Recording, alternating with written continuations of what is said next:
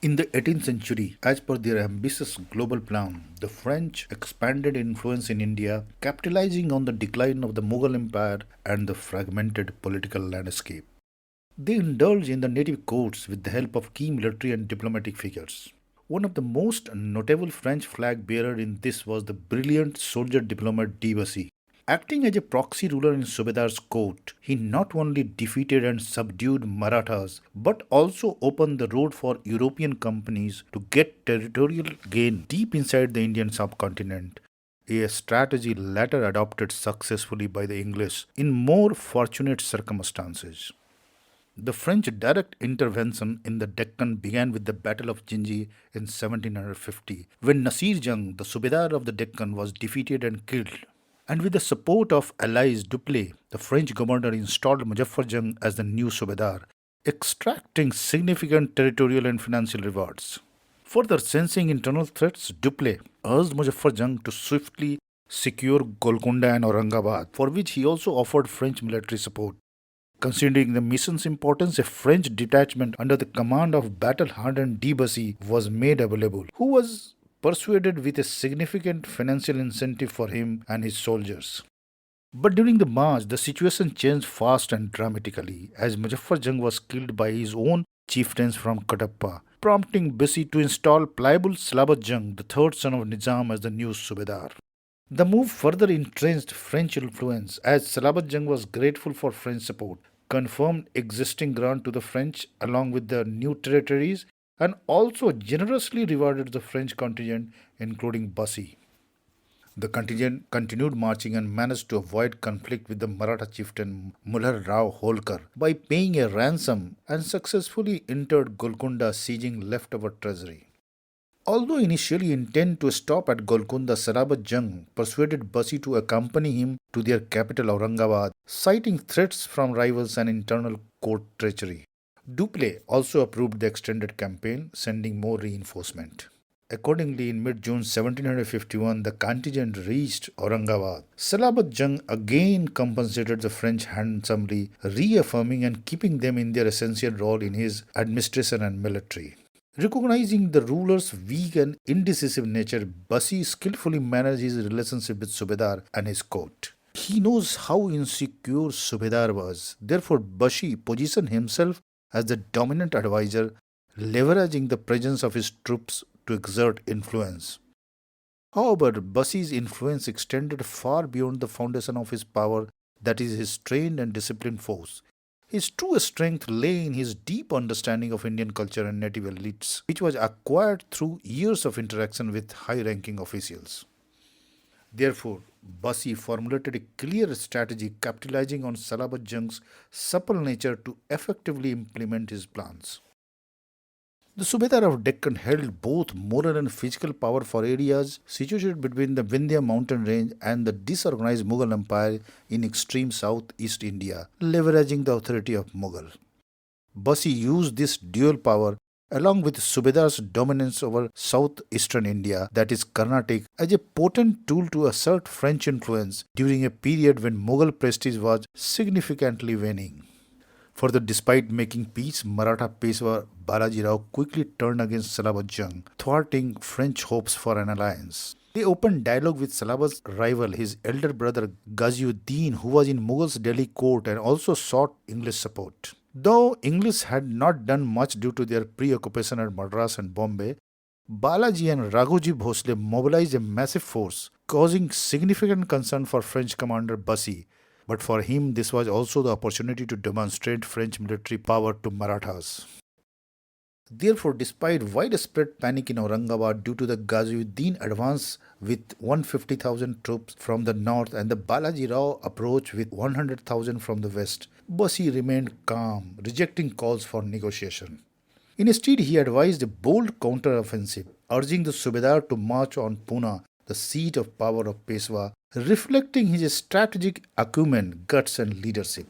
And due to his strong influence, Salabat Jung's court promptly followed Bussy's bold advice, and for preparation they moved from Aurangabad to Golconda.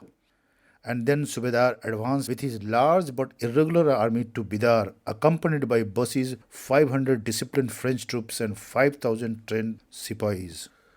Meanwhile, post-monsoon, instead of actively backing Ghaziuddin or opposing Salabat Jung, Balaji Bajirao reached the Deccan, plundering and raiding while waiting for both rivals to weaken so that Marathas could seek maximum territorial gains.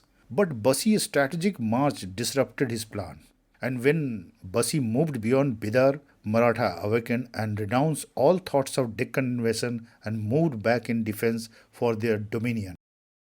Selecting 40,000 elite horsemen, leaving the rest of the army to follow, he hastened to bar the road to Pune and, if possible, to destroy the enemy at a blow.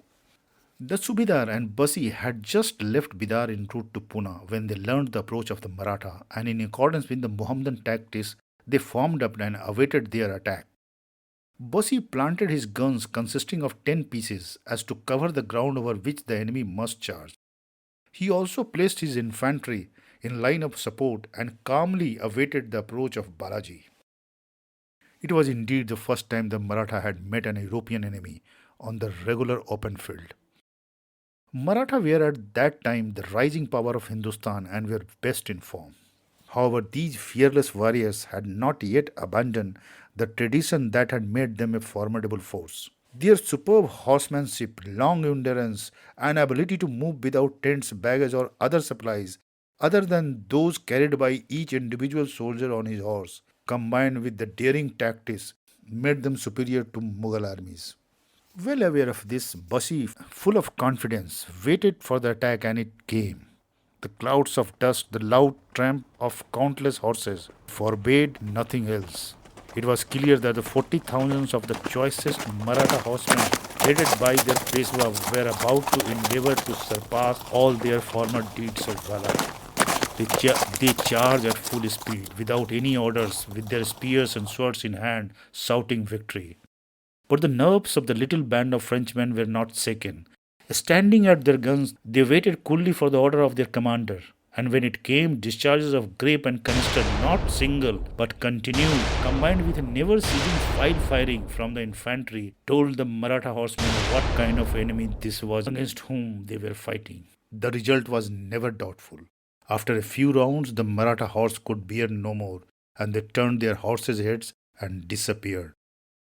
Bussy was not the man to leave the victory to remain barren. He persuaded the Subedar immediately march toward Pune, disregarding the Marathas' peace offers, and unexpectedly caught the Peshwa in Rajapur on the Ghodh river, where they were camping during the lunar eclipse. Bussy used superstition and surprise to attack the Marathas' camp with artillery and small arms while they were worshipping. Balaji, busy at his devotion, just had time to throw himself on an unsaddled mare, saving his life and flying. The victory bolstered French prestige and shattered Maratha morale, demonstrating Bussy's ability to adapt and outmaneuver local opponents.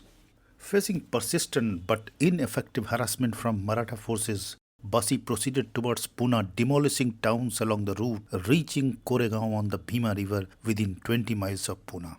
The Peshwa acknowledged the strategic downside of extended conflict and began negotiation.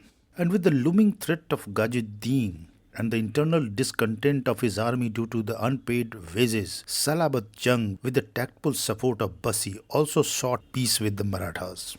And after concluding an armistice and peace with Peshwa in early 1752, the army marched back towards Golconda, subduing and collecting tribute from rebellious Raja en route. But on way back, Prime Minister Raja Raghunath Das was assassinated by an Afghan soldier. Sayyid Laskar Khan replaced him after the endorsement of Bussy, who was unaware of his anti-French intentions. Meanwhile, Ghaziuddin, with an army of 150,000 and support from the regional Maratha chieftains Holkar and Bhosle, reached Aurangabad. Political intrigue ensued as Sayyid Laskar Khan, Salabat Jung's new prime minister, secretly conspired to undermine him. But Ghaziuddin's plan altered when he was poisoned and killed during a feast orchestrated by a widow of Nizamul Mulk seeking to elevate her son Nizam Ali as Subedar. However, despite Ghaziuddin's death, Salabat Jung still faced the Maratha forces and remnants of Ghaziuddin's allies. Therefore, to avoid war, he agreed to a peace treaty ceding territory west of Berar to the Marathas.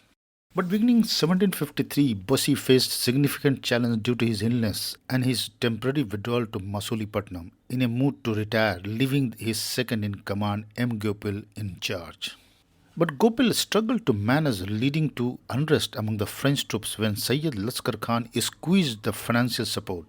Laskar Khan also persuaded Subedar Salabat Jung to move to Aurangabad, distancing him from the French influence and secretly opened negotiations with English. In response to this instability, the French governor Dupleix recalled Bussy to restore control.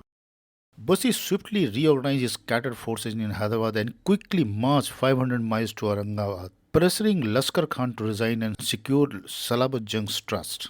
And on December 4, 1753, Bussy negotiated a treaty granting French control over the economically and strategically vital northern Sarkaz, a coastal territory of 17,000 square miles stretching along 470 miles of coastline from Chilka Lake to Motupalli, with valuable teak forests, rice growing regions, and a renowned textile production area, generating significant revenue and bolstering French military capability in the Deccan. However, Dupleix' recall in 1754 and the rise of Robert Clive shifted European power dynamics in India. The English under Clive first ousted the French from Bengal and then eventually seized the northern Sarkaz. Further, under the weak Lally regime, Bussy was recalled for the Carnatic campaign, further diminishing French influence. Eventually, Salabat Jung expelled the French from Hyderabad, leaving them vulnerable to English dominance in the region. Bussy's campaign in Deccan so caused his exceptional military and political skill, resulting in a notable French success. However, these achievements brought limited long-term gains. While they bolstered Dupleix' authority, they failed to significantly shift the regional balance of power. The Deccan expedition also drained resources from the strategically vital Carnatic, weakening French efforts against English.